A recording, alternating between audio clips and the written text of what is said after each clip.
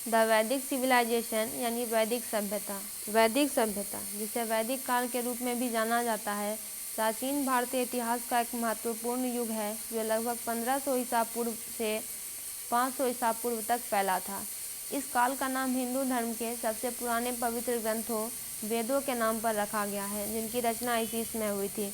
वैदिक सभ्यता की कुछ मुख्य विशेषताएं। पहला है भूगोल और प्रारंभिक बस्तियां।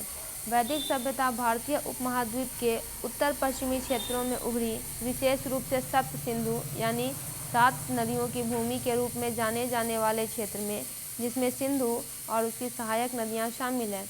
दूसरा है वेद और साहित्य।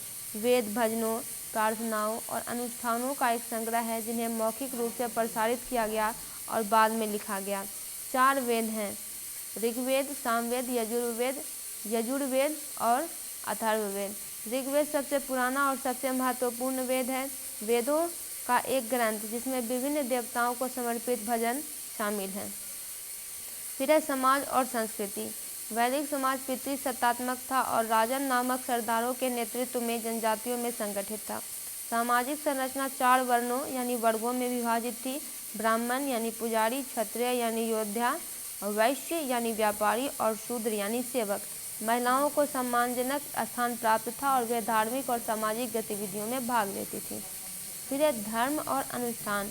वैदिक धर्म बहुदेववादी था, जिसमें देवता अग्नि यानी आग, इंद्र यानी बारिश और गरज और सूर्य यानी सूर्य जैसी प्राकृतिक शक्तियों का प्रतिनिधित्व करते थे।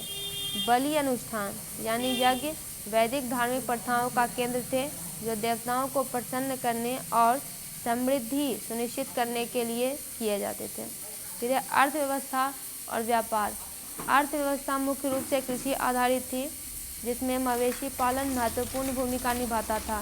व्यापार और वस्तु विनिमय आम थे और निष्क नामक सिक्कों का उपयोग बाद में सामने आया। फिर है उत्तर वैदिक काल।